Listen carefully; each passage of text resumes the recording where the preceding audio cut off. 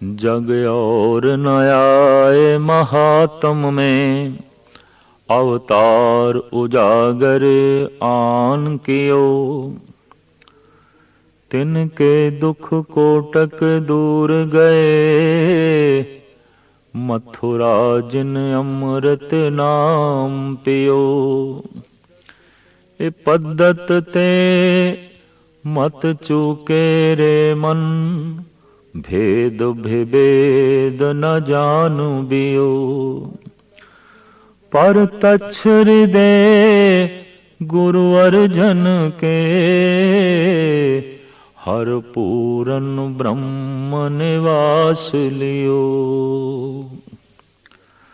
धन गुरु अर्जन देव जी महाराज जगत दे च एक ऐसे अवतारी पुरुष ने जिन्हां दी मिसाल घट ही मिलती है। वैसाख वदी सत 1620 बिकमी संमत धन गुरु रामदास जी महाराज दे घर माता भानी दी कुख तो गोविंदवाल साहब दे आप दा आगमन होया। ये नूरानी जोत उस थां ते ही उजागर हुई। गोविंदवाल दी धरती नूं ये माण हासिल है। सहजे सहजे आप दा बचपना भी इस ढंग नाल बतीत हो रहा है कि भट्टा नूं कहना पिया है कि तैं जनमत गुरमत ब्रह्म पछाणियो। हे गुरु अर्जन देव जी, तुसी जन्म तो ही ब्रह्म ज्ञानी हो, जन्म तो ही ब्रह्मनिष्ठ हो, जन्म तो ही ईश्वर नाल जुड़े हुए हो।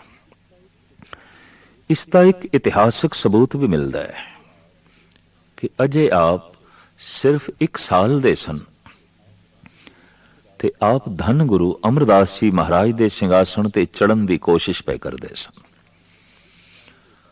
हुण 1 साल दे बालक दी काया, 2.5 फुट उच्चा सिंघासन, पूरी कोशिश करन लेकिन शरीर चढ़ ना सके। माता भानी जी भजे होया है, एकदम आप नु चुकया और आख्या, लाल जी इस गद्दी ते नहीं बैठेदा, ये धन गुरु अमरदास जी महाराज दा सिंघासन है, इस ते नहीं बैठीदा। इतने च गुरु अमरदास जी महाराज आ गए। भानी दे हथों बच्चे नु बालक गुरु अर्जन देव जी नु लै सिंघासन ते बिठा के कहन लगे, यह दोहता बाणी का बहुता, ये ते बाणी दा जहाज है, ते जे यही सिंघासन ते नहीं बैठेगा तो फिर कौन बैठेगा। ये भविष्यवाक, ये दूरदृष्टि गुरु अमरदास जी महाराज दी सही साबित हुई। वाकई गुरु अर्जन देव जी महाराज बाणी दे बहुत और बाणी दे जहाज जगत दे च कहलाए। आप दी अजीम देन हरिमंदिर ते फिर तरन तारण दा महान तीरथ ते अस्थान है। कहंदे ने जद आपने हरिमंदिर तामीर कराण दी सोची, उसारण दी सोची, तां आप दे अंदर ख्याल आया, नहीं किस कोलों रखाई है, बुनियादी पत्थर किस कोल रखाई है। आपने इसकी नींह साईं मियां मीर पासों रखाई। इस तरीके नाल वितकरियां तो उच्ची दुनिया, भेदभाव तो उच्ची दुनिया का सबूत आपने मुहैया किया। हरिमंदिर साहब की नींह साईं मियां मीर ने रखी, जो सिख इतिहास दे पूर्ण तौर पर उजागर है। गुरु अर्जन देव जी महाराज की होर अजीम देन धन गुरु ग्रंथ साहब जी महाराज की संपादना। गुरु ग्रंथ साहब जी महाराज पोथियां दे रूप दे सन। कुछ पोथियां बाबा मोहन जी पास सन, गोविंदवाल साहब। कहंदे ने बाबा बुढ़ा जी पोथियां लैण लई गए, मायूस लौटे। भाई गुरदास जी पोथियां लैण लई गए, मोहन जी ने नहीं दितियां। ਤਾਂ ਨੰਗੀ ਪੈਰੀ ਧੰਨ ਗੁਰੂ ਅਰਜਨ ਦੇਵ ਜੀ ਮਹਾਰਾਜ ਆਪ ਚੱਲ ਕੇ ਗਏ। ਉੱਥੇ ਜਿਸ ਢੰਗ ਨਾਲ ਪ੍ਰਭੂ ਮੋਹਨ ਦੀ, ਅਕਾਲ ਪੁਰਖ ਮੋਹਨ ਦੀ ਉਸਤਤੀ ਕੀਤੀ ਤੇ ਆਖਿਆ, ਮੋਹਨ ਤੇਰੇ ਉੱਚੇ ਮੰਦਰ। ਪ੍ਰਭੂ ਦੀ ਇਸ ਉਪਮਾ ਨੂੰ ਮਿੱਠੀ ਆਵਾਜ਼, ਮਿੱਠੀ ਧੁਨੀ ਦੇ ਰਾਹੀਂ ਜਦ ਸੁਣਿਆ, ਸਮਾਧੀ 'ਚ ਬੈਠੇ ਮੋਹਨ ਜੀ ਦੀ ਅੱਖ ਖੁੱਲੀ, ਆਪ ਥੱਲੇ ਆਏ। ਚੌਬਾਰਾ ਮੋਹਨ ਜੀ ਦਾ ਅੱਜ ਵੀ ਇੱਕ ਸੁੰਦਰ ਯਾਦਗਾਰ ਦੀ ਤਰ੍ਹਾਂ ਬਣਿਆ ਹੋਇਆ ਹੈ। ਆਪਨੇ ਗੁਰੂ ਅਰਜਨ ਦੇਵ ਜੀ ਮਹਾਰਾਜ ਨੂੰ ਅੰਦਰ ਬਿਠਾਇਆ, ਪੋਥੀਆਂ ਹਵਾਲੇ ਕੀਤੀਆਂ, ਲੇਕਿਨ ਕੁਝ ਬਚਨ ਵੀ ਕਹੇ ਜੋ ਕਵੀ ਸੰਤੋਖ ਸਿੰਘ ਜੀ ਮਹਾਰਾਜ ਨੇ ਇੰਜ ਲਿਖੇ ਨੇ। ਪ੍ਰਥਮ ਹਮਾਰੀ ਵਸਤ ਲਈ ਪਿਤ ਪਾਸ ਤੇ, ਕੁਲ ਭਨਯਨ ਕੀ ਹੁਤੀ ਜੋ ਗੁਰਤਾ ਜਾਸ ਤੇ। ਪਹਿਲੇ ਤੇ ਤੁਸੀਂ ਸਾਡੇ ਪਿਤਾ ਗੁਰੂ ਅਮਰਦਾਸ ਜੀ ਮਹਾਰਾਜ ਦੇ ਪਾਸੋਂ ਇਹ ਸਿੰਘਾਸਣ ਪ੍ਰਾਪਤ ਕਰ ਲਿਆ। ਤੁਹਾਡੇ ਪਿਤਾ ਨੇ ਪ੍ਰਾਪਤ ਕਰ ਲਿਆ। ਵਸਤੂ ਸਾਡੀ ਸੀ, ਤੁਸੀਂ ਖੋ ਲਈ। ਵਸਤੂ ਤੇ ਭਲਿਆਂ ਦੇ ਕੋਲ ਸੀ, ਸੋਡੀਆਂ ਨੇ ਖੋ ਲਈ। ਪ੍ਰਥਮ ਹਮਾਰੀ ਵਸਤ ਲਈ ਪਿਤ ਪਾਸ ਤੇ, ਕੁਲ ਭਨਯਨ ਕੀ ਹੁਤੀ ਜੋ ਗੁਰਤਾ ਜਾਸ ਤੇ। ਲਾਜ ਨਾ ਧਾਰੋ ਆਪ ਅਬੈ ਚਲ ਆਇਓ, ਸਭ ਗੁਰੂਆਂ ਕੇ ਸ਼ਬਦ ਲੈਣ ਹਿਤ ਧਾਇਓ। ਤੇ ਹੁਣ ਤੁਹਾਨੂੰ ਸ਼ਰਮ ਨਹੀਂ ਆਉਂਦੀ? ਗੱਦੀ ਤੇ ਚਲੀ ਗਈ ਸਾਡੇ ਕੋਲੋਂ, ਹੁਣ ਪੋਥੀਆਂ ਲੈਣ ਲਈ ਆ ਗਏ, ਹੁਣ ਸਤਿਗੁਰਾਂ ਦੇ ਬਚਨ ਲੈਣ ਲਈ ਜੋ ਹੈ ਆ ਗਏ। ਪਰ ਹੱਥ ਜੋੜ ਕੇ ਗੁਰੂ ਅਰਜਨ ਦੇਵ ਜੀ ਮਹਾਰਾਜ ਬੈਠੇ ਰਹੇ। ਗੁਰੂ ਅਮਰਦਾਸ ਜੀ ਮਹਾਰਾਜ ਦੀ ਪਾਵਨ ਸੰਤਾਨ ਜਾਣ ਕੇ, ਸਮਾਧੀ ਲੀਨ ਪੁਰਸ਼ ਜਾਣ ਕੇ ਮਨ ਦੇ ਸਤਕਾਰ ਬਣਾਈ ਰੱਖਿਆ। ਨਿੰਦਾ ਉਸਤਤ ਬਿਆਜ ਬਚਨ ਮੋਹਨ ਕਹੇ। ਬਾਬਾ ਮੋਹਨ ਜੀ ਨੇ, ਇਹ ਠੀਕ ਹੈ, ਇੰਜ ਲੱਗਦਾ ਹੈ ਜਿਵੇਂ ਨਿੰਦਾ ਕੀਤੀ ਹੈ, ਪਰ ਨਿੰਦਾ 'ਚ ਵੀ ਉਸਤਤੀ ਕਰ ਰਹੇ ਨੇ ਕਿ ਤੁਸੀਂ ਮਹਾਨ ਨਿਕਲੇ। ਸੌਗਾਤ ਸਾਡੇ ਪਿਤਾ ਕੋਲ ਸੀ, ਲੈ ਗਏ ਤੁਸੀਂ, ਅਸੀਂ ਯੋਗ ਨਹੀਂ ਨਿਕਲੇ। ਸਾਡੇ ਕੋਲੇ ਯੋਗਤਾ ਨਹੀਂ ਸੀ ਕਿ ਅਸੀਂ ਪਿਤਾ ਕੋਲੇ ਪ੍ਰਾਪਤ ਕਰਦੇ, ਪਰ ਤੁਸੀਂ ਲੈ ਗਏ, ਤੁਹਾਡੇ ਪਿਤਾ ਲੈ ਗਏ। ਸੌਗਾਤ ਸਾਡੇ ਘਰ ਦੀ ਪੈ ਗਈ, ਤੁਹਾਡੀ ਜੋ ਹੈ ਝੋਲੀ 'ਚ। ਇਸ ਤਰ੍ਹਾਂ ਨਿੰਦਾ ਦੇ 'ਚ ਲਿਪਟੇ ਹੋਏ ਉਸਤਤ ਦੇ ਬਚਨ ਬਾਬਾ ਮੋਹਨ ਜੀ ਨੇ ਕਹੇ। ਇਹਨਾਂ ਪੋਥੀਆਂ ਨੂੰ ਆਪਣੇ ਸਿਰ ਦੇ ਉੱਤੇ ਹੀ ਰੱਖ ਕੇ ਗੁਰੂ ਅਰਜਨ ਦੇਵ ਜੀ ਮਹਾਰਾਜ ਅੰਮ੍ਰਿਤਸਰ ਦੇ 'ਚ ਆਏ। ਰਾਮਸਰ ਦੇ 'ਚ ਬੈਠ ਕੇ ਆਪ ਨੇ ਧੰਨ ਗੁਰੂ ਗ੍ਰੰਥ ਸਾਹਿਬ ਜੀ ਮਹਾਰਾਜ ਦੀ ਜਦ ਸੰਪਾਦਨਾ ਆਰੰਭ ਕੀਤੀ, ਆਪ ਬੋਲਦੇ ਗਏ, ਭਾਈ ਗੁਰਦਾਸ ਲਿਖਦੇ ਗਏ।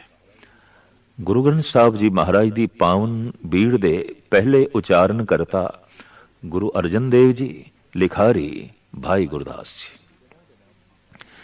ਕਹਿੰਦੇ ਜਿਨ੍ਹਾਂ ਦਿਨਾਂ 'ਚ ਗੁਰੂ ਗ੍ਰੰਥ ਸਾਹਿਬ ਜੀ ਮਹਾਰਾਜ ਦੀ ਸੰਪਾਦਨਾ ਹੋ ਰਹੀ ਸੀ, ਦੂਰ ਦੂਰ ਤੋਂ ਭਗਤ ਆਪ ਜੀ ਪਾਸ ਆਏ, ਕਿਉਂਕਿ ਦੇਸ਼ ਦੇ 'ਚ ਇਹ ਆਮ ਚਰਚਿਤ ਹੋ ਗਈ ਸੀ ਗੱਲ ਕਿ ਸਿਰਮੌਰ ਭਗਤ, ਮਹਾਨ ਭਗਤ ਜੋ ਇਸ ਦੇਸ਼ ਦੇ 'ਚ ਹੋਏ ਨੇ, ਜਿਨ੍ਹਾਂ ਦੇ ਬਚਨ ਗੁਰੂ ਨਾਨਕ ਦੇਵ ਜੀ ਮਹਾਰਾਜ ਨੇ ਇਕੱਠੇ ਕੀਤੇ ਸਨ ਪਹਿਲੇ ਪਾਤਸ਼ਾਹ ਜੀ ਨੇ, ਉਹਨਾਂ ਨੂੰ ਉਸ ਮਹਾਨ ਗ੍ਰੰਥ ਦੇ 'ਚ ਦਰਜ ਕਰ ਰਹੇ ਨੇ ਗੁਰੂ ਨਾਨਕ ਦੀ ਪੰਜਵੀਂ ਆਤਮਾ ਧੰਨ ਗੁਰੂ ਅਰਜਨ ਦੇਵ ਜੀ ਮਹਾਰਾਜ। ਤਾਂ ਆਪ ਦੇ ਜੋ ਸਮਕਾਲੀ ਸਨ, ਭਗਤ ਸੂਰਦਾਸ ਇਤਿਆਦਿਕ, ਕਾਨਾ ਜੀ, ਪੀਲੂ ਜੀ, ਛੱਜੂ ਜੀ, ਔਰ ਇਸ ਤਰੀਕੇ ਨਾਲ ਕਵੀ ਜਮਾਲ ਹੁਸੈਨ ਇਤਿਆਦਿਕ, ਇਹ ਵੀ ਆਪਣੇ ਆਪਣੇ ਬਚਨ ਕਲਾਮ ਲੈ ਕੇ ਰਾਮਸਰ ਸ੍ਰੀ ਅੰਮ੍ਰਿਤਸਰ ਸਾਹਿਬ ਦੇ ਜੋ ਹੈ ਪਹੁੰਚੇ।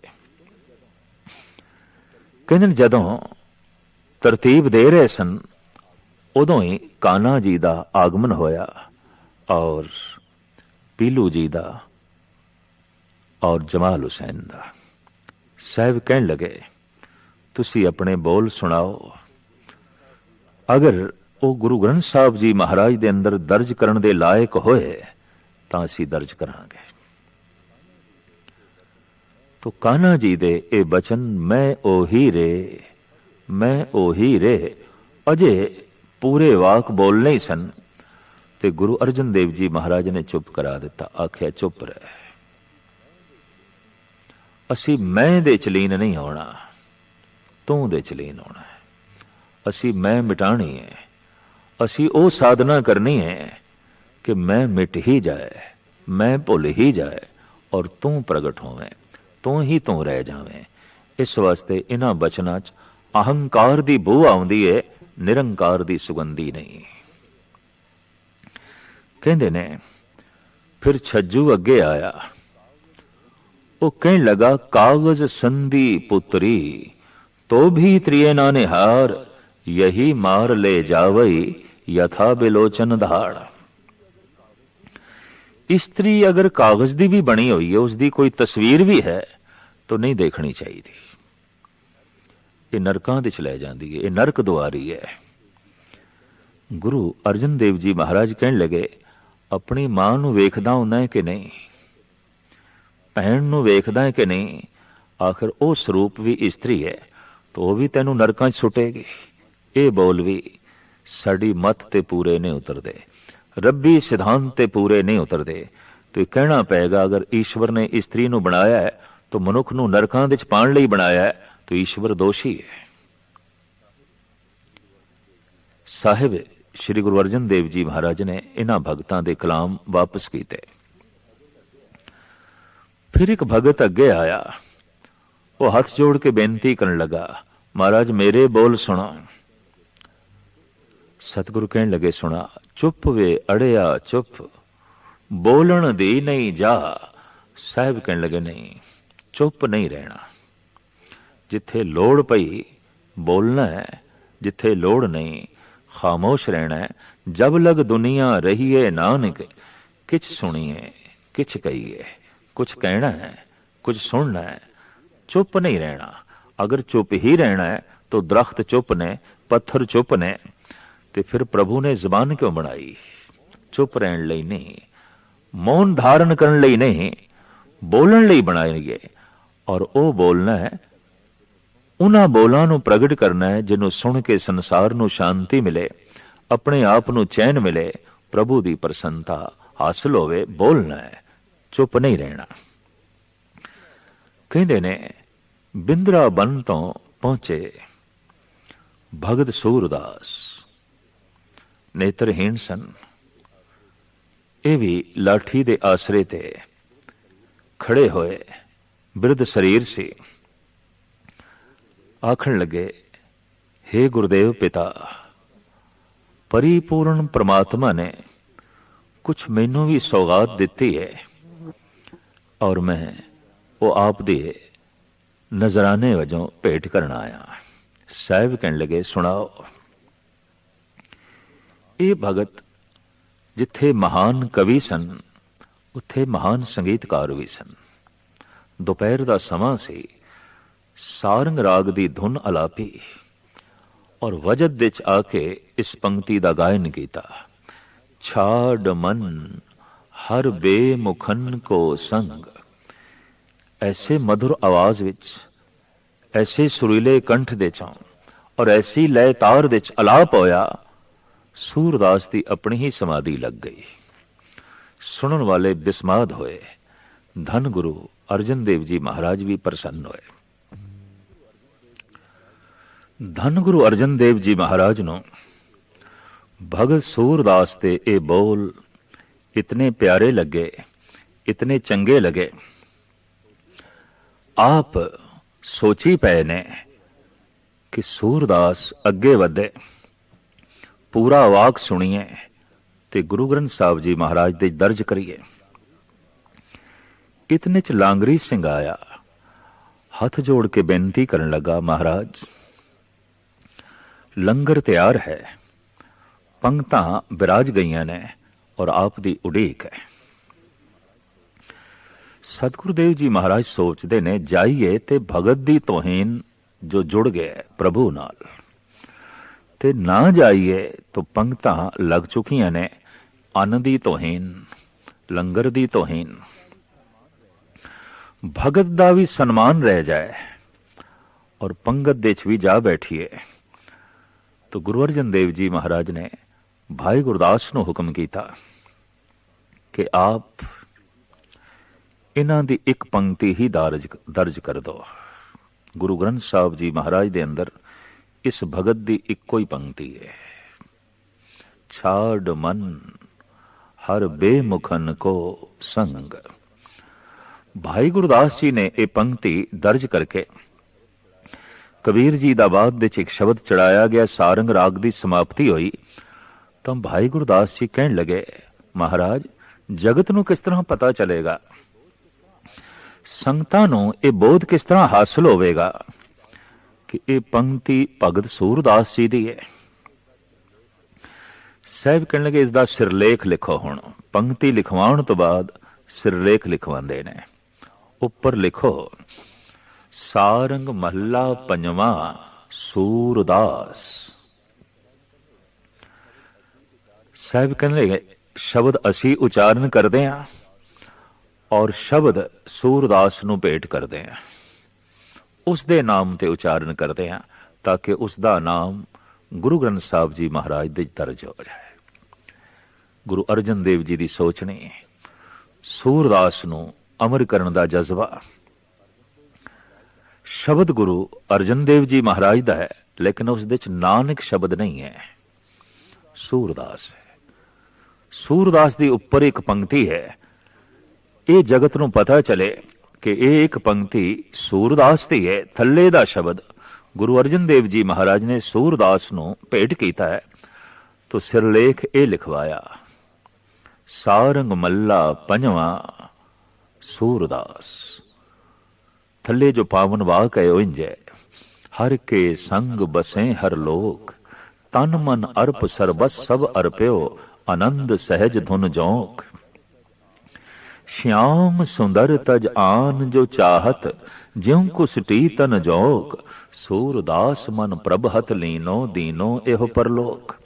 सूरदास दे मन नूं प्रभु ने अपने हत्थां च लिया और परलोक दे सुख इस लोक दे दे दिते ने।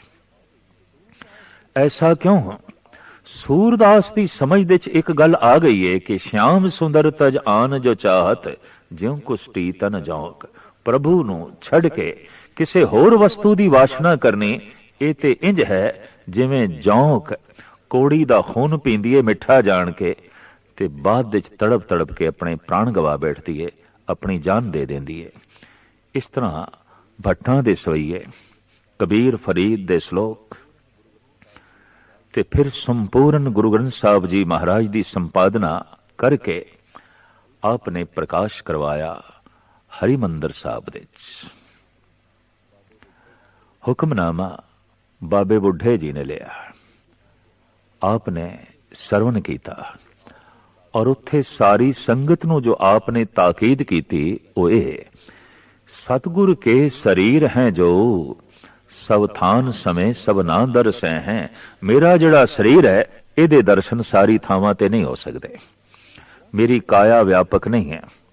ग्रंथ हृदा गुरु को एहो जानो, उत्तम है सब काल रहे हैं। गुरु दा हिरदा, गुरु दी आत्मा, गुरु ग्रंथ नूं जानना, ये हर वक्त मौजूद ने और हर थां ते मौजूद ने। शब्द बिल्कुल नाल रह सकता है मनुख दे, गुरु मेरे संग सदा है नाले। तो आप कहते हैं मेरे स्वरूप ते याते है दीरग, साहिब जान अदायब कह। मेरे तो वड्डा करके जानना, क्योंकि मैं आप उपासक हाँ, मैं आप शब्द गुरु नूं मत्था टेकदा। ये प्रभु दे बोल ने, परमात्मा दे बोल ने, नाजुल होए ने, उतरे ने। इस तरीके दे नाल हरिमंदिर साहब दे अंदर धन गुरु ग्रंथ साहब जी महाराज दा आपने प्रकाश करवाया।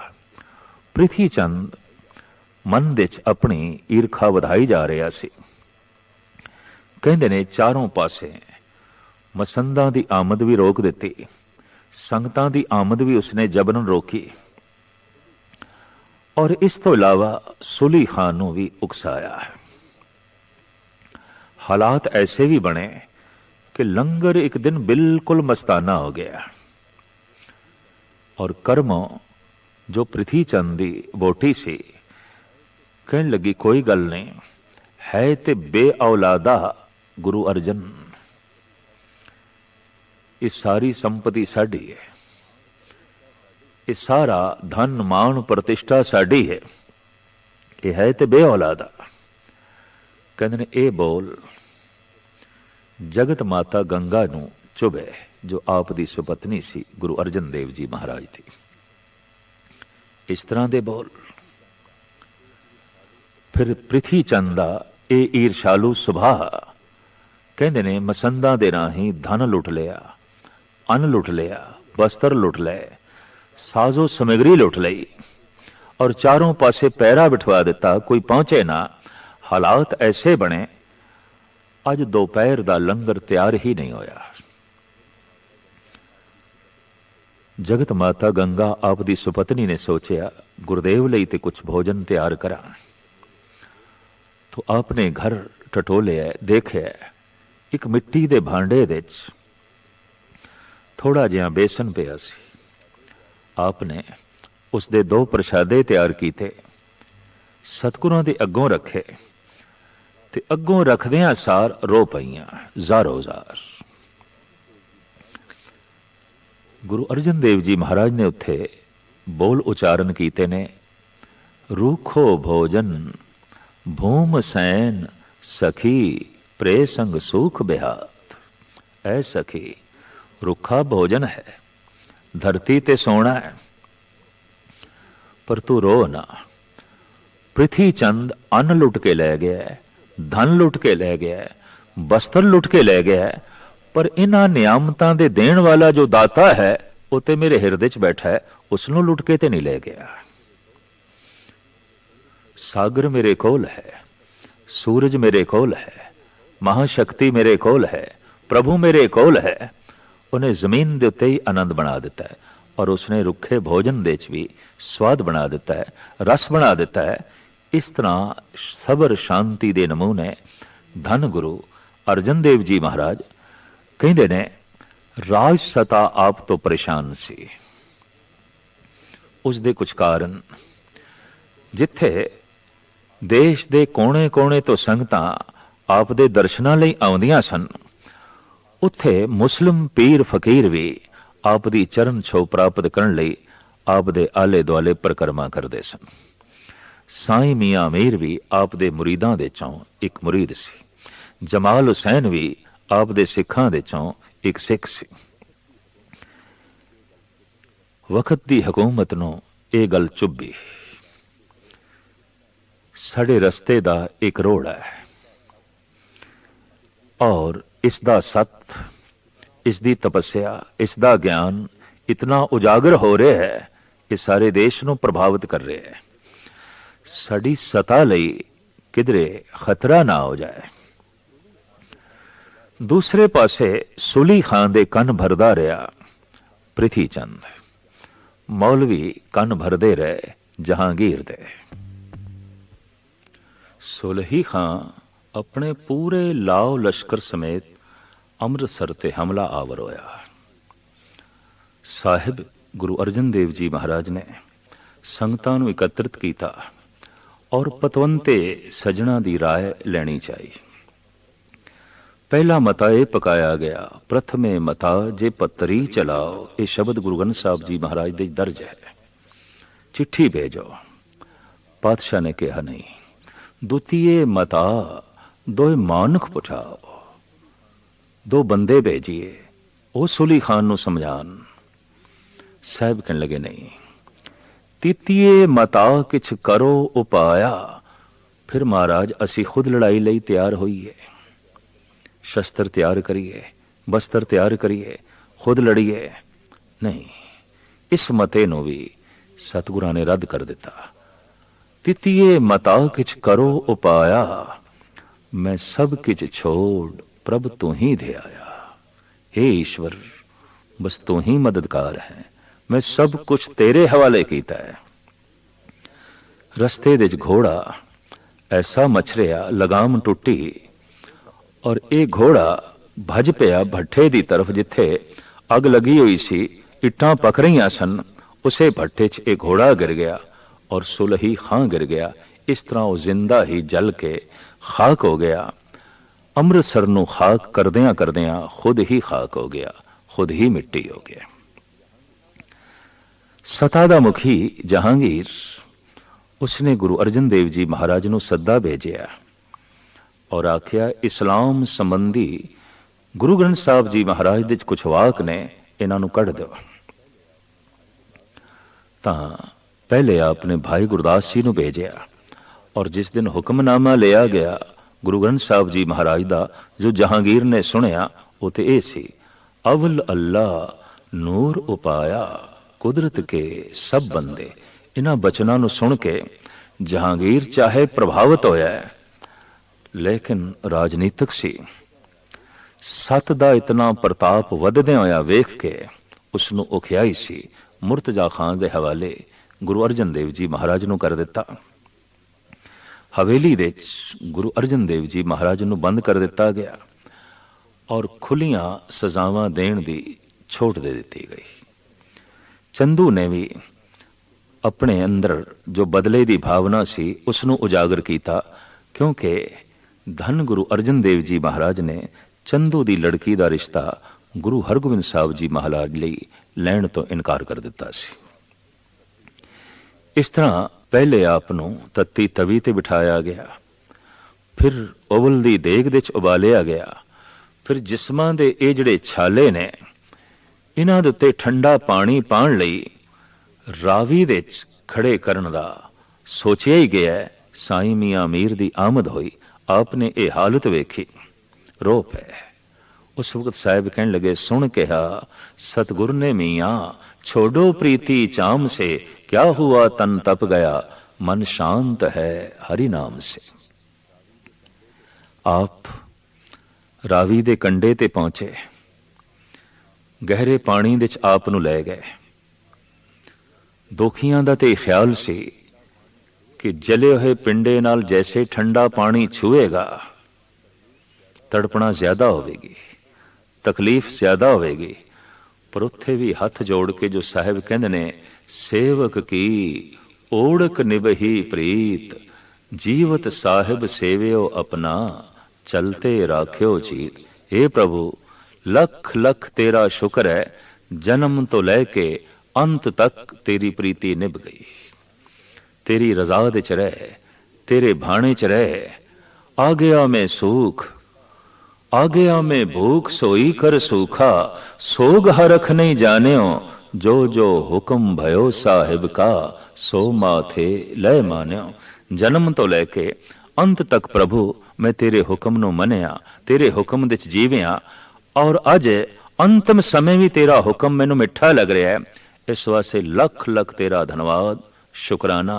भट्टा ने उपमा वजों ये वाक उचारण किया है, जब लो ने भाग लिलार उदे, तब लो भ्रम ते फिरते बौधायो। कल घोर समुद्र में बूढ़त थे, कब हो मिट है नहीं रे पछतायो। तत्व विचार यह मथरा, जग तारन को अवतार बनायो। जपयो जिन अर्जुन देव गुरु, फिर संकट जौन गर्भ नहीं आयो। जपयो जिन अर्जुन देव गुरु, फिर संकट जौन गर्भ नहीं आयो। इस तरीके नाल जेठ सिधी चौथ नूं साहिबां दा तन पानी दे च पानी होया, और आप दा मन और आप दी आत्मा, आप दी जोत धन गुरु हरगोबिंद साहब जी महाराज दे अंदर प्रवेश कर गई। ये शहीदी साका जेठ सिधी चौथ नूं जो वापरिया, उस तो बाद सिख जगत दे च गुरु घर दे च शहीदी दी एक श्रृंखला चली। आप नूं शहीदां दा सिरताज कहंदे ने, सिरमौर कहंदे ने। शांति दी आप मूर्ति, सबर दा आप मुजस्मा, ज्ञान दे आप सागर, सेवा दी मूर्ति। सेवा सिमरन दी दात वंडदियां वंडदियां, शुकराना करदियां करदियां जेठ सुदी चौथ नूं आप इस ढंग दे नाल शहीदी साके द्वारा प्रभु विच लीन होए, और अपनी आत्मा नूं अस्थाई रूप दे च अकाल पुरख दे च